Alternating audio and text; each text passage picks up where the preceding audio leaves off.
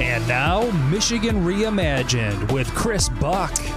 So the coronavirus pandemic has disrupted our lives in countless ways. But imagine if your job or your mission was to sell and orchestrate conventions and tourism for your region. How do you pivot to that? Well, here to discuss the efforts by the Greater Lansing Convention and Visitors Bureau is President and CEO Julie Pinkston. Welcome, Julie. Thank you, Chris. So glad to be here. All right. So while the title Convention and Visitors Bureau seems a little self-explanatory, can you share with us a little bit of how your organization operates? How are you funded? Who are your partners? And what are your goals?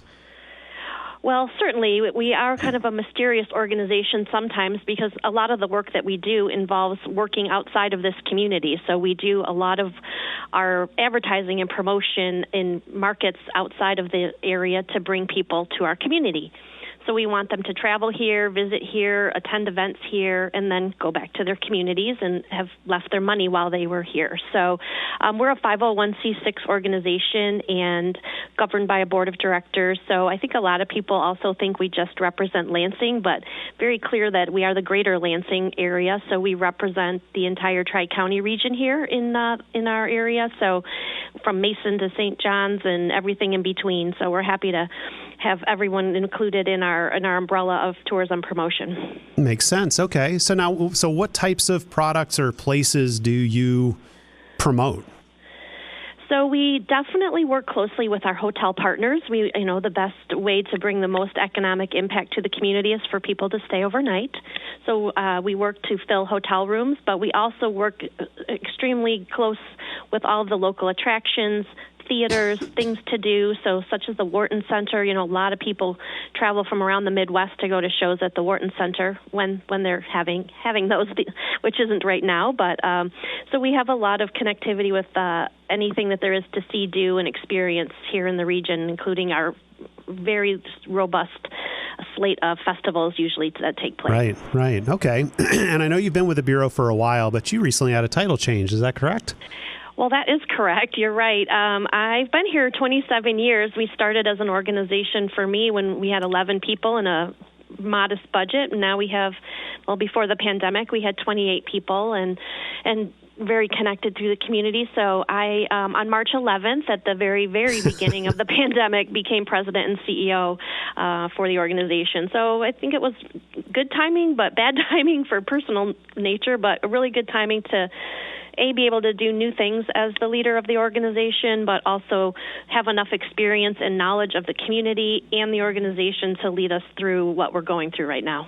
No kidding. Well, I think a lot of people in the know knew you were the heir apparent and feel very comfortable with you at the helm, even though you are kind of the COVID rookie. So it's one way to say it, yeah. So with your tenure, you must have seen a lot of ups and downs in the economy and changing behaviors of corporations and organizations and travelers. How does the 2020 pandemic compare with obstacles you've experienced? Really, like nothing else for our industry. The pandemic has been the ground zero fallout for the tourism and hospitality industry. Normally, in other recessions or things that have happened to our nation, such as 9/11 or other incidents that happen and affect the economy, our stability has been pretty strong. We're very grounded with having Michigan State University here, and also having the balance of being a capital city and having all that synergy. And those are really strong grounding forces for us as a tourism destination. And right now, those are two strong things that are in trouble right now with, the government and protests and things happening on our capital level. And then Michigan State University, obviously, not working on campus and having a budget issue coming forward for the university. It's going to be a whole different thing. So all of that really has, and then obviously just the nature of the pandemic, that we can't gather, we can't leave our houses, we can't go anywhere. So that's the nature of what we do and what we are as an industry, is we want people to get together. We want them to get together in really big groups and have fun and experience things in our community, and that literally has come to a standstill. We have had a little bit of a crawl back to from where we were in April. We got really low in our measurements back then, and we're stable and just kind of hanging in there waiting for that opportunity then when the world changes and we can gather again and meet again and go out again. Right. So how do you measure results? What kind of statistics do you track and determine kind of the state of the region and your successes? One of our key measurements for our industry is the occupancy level of our hotels, and then obviously then what they are charging for those rooms. So, as I said, we got really low in April. We got to probably 20% of our hotel rooms in the region were occupied.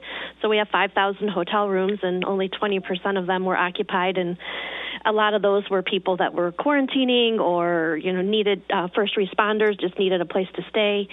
So now we're at about 45%, and that's been a little bit of getting to where we can breathe a little bit as an industry. But normally in a normal world a year ago, we were, mid-60s would be a normal measurement for us. And then the rate that the hotels are able to charge and do more in the community has plummeted as well. So. Got it. Okay. Yeah. So on our way back, but certainly not out of the woods. Right. So how do you even begin to try to get creative to help the cause? I mean, you seem to be in a situation where you're kind of hamstrung. I mean, so how do you get the juices flowing? How do you engage your board of directors, and what kind of creative offerings or solutions maybe have you come up with? So that's, I guess, we're always poised for the future as an organization. So when we're one of our key focuses is to bring meetings, events for sport and other different activities to come here, and we do that in a very future-facing way. So we work with the events when they come here, which is not now, but we book them, and they are booking very solidly for the future. We just were talking earlier today that our 2022 calendar is so aggressively filled with opportunities and things that are coming to the community that we're a little nervous that our staffing levels might not be able to match where that lands us. So obviously we have to get through the parameters of the pandemic that have inhibited us as an industry. But when that happens, this community is ready to host a very full calendar of events, and I think that's what keeps us going, our juices going, like you said. But so right now, in the meantime, we've really been inspired and focused on what all of our partners, and we are a membership organization, on what they're doing to be creative. So, one of our fun attractions that people love to come to is the State Capitol building, and they do a beautiful job when you take a tour. And they're doing that virtually, so we're able to connect now with schools and teachers around the state and around the country that now are showcasing virtual tours of Michigan's Capitol building. So it's a way to promote differently and promote on a very micro level, where we've been more on a broader level as we've promoted the destination in kind of its entirety. It's really given us a great opportunity to get down to that micro level and explore all the great things that people are still being creative with and able to offer to people that maybe haven't been able to experience that before, and then hopefully in the future would inspire them to come and visit in real life when they're able. Okay. So, do you collaborate with other convention and visitors bureaus around the region or the states, around the country, to talk about best practices and, hey, what are you guys doing in Des Moines, Iowa, that we might be able to kind of jump on, since maybe it's not as competitive, or are you pretty sheltered? No, we have a great network nationally and within the state, and that's what I think saves me on a lot of days is that connectivity with my colleagues. Destinations International is a worldwide organization that we tap into and have great resources. They've been able to really be a leader in a lot of the diversity, equity, and inclusion initiatives that can help destinations, and we're working through that as well. They also, on the state level, our Convention Bureau Association in Michigan, we meet constantly. The CEOs meet, and we get to know each other better. As a new leader, it was fun to get a email over the weekend from the Ann Arbor CVB congratulating our region on a big win for the Spartans. So that's how connected we are. We right. We definitely share business practices, but also successes and what that looks like. So it's nice to have that network. And I think the biggest thing that we're all talking about right now is setting budget levels for 2021, and how do we predict that, and how do we plan accordingly to match revenue to expectations. So right. So what other Lansing-based partners do you have? I mean, you talked about your board. Like, what kind of people make that up? And then are there any other, organizations, I think the chamber, or like economic development groups and things of that nature? Is there much of that kind of local collaboration, or is it because you're marketing outside of the region by definition, you're kind of going where the audience is? Yeah, that's who our audience is, but who our partners are everybody within the community. So we work very closely with our teammates over at the airport. We work with the LEAP and the chamber, because a lot of what they do, especially related to elevating this community and enhancing what we offer as a community, is critical to us as well. If we're working on place-making efforts for residents, those are just as important for the visitor experience as well. And as we say, it all starts with a visit. If you're looking to do a medical residency here at Sparrow, you're looking to relocate to join one of our new businesses that's open, you start and you visit the community, and it has to be, what you're looking for in terms of the placemaking and the attributes of the community that you feel that you would be comfortable living here. So we're part of that whole process as well, in a way that probably most people don't realize, and we're happy to stay connected with our partners and help elevate all of that in the community.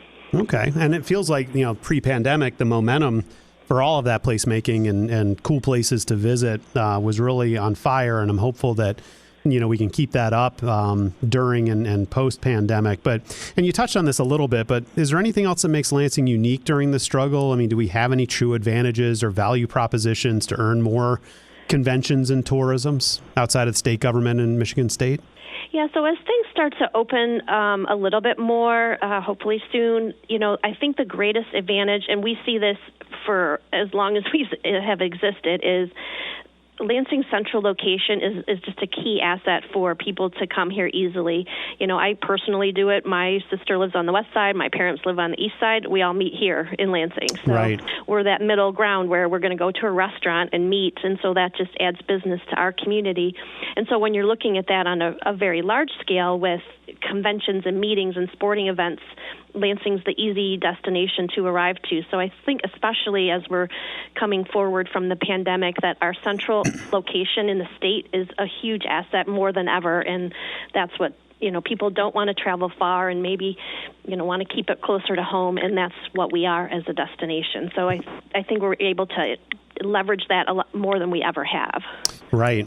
So now I know pre-pandemic, the region has slated a lot of new hotels to be built, and more are coming. Do you, in your eyes, are they doomed? Are they delayed? Or are they right on time? Is there any way to know that? So, right before the pandemic, we were a bit concerned about the very strong build for new hotels. We felt like we were just at the tipping point to be overbuilt in terms of hotel rooms in the community. We were seeing the occupancy go down in the community because the inventory had gone up so quickly. So that is probably a self-correction that'll be a good thing. But the ones that are in play right now, so the Courtyard by Marriott opening in downtown Lansing will be a great asset. There's only, the one hotel in the downtown region, so for Lansing, and that will be something that clients and customers are already calling them, and they're not opening until late February, early March, so that's already on the radar. The Graduate Hotel is a gateway hotel right into East Lansing, so that's another one that's in the process of construction. And then the two at Red Cedar. So those are the four that are now under construction, and I think will still be huge assets down the road for the community. We'll just all have to get through what we're going through right now. Makes sense. And talk about getting through it. I know, because nobody has a crystal ball, but where do you think we are in this pandemic? I'm kind of taking a poll. Do you think we're starting to come out, or is there a second wave coming? I mean, what does 2022 look like? It's so crazy.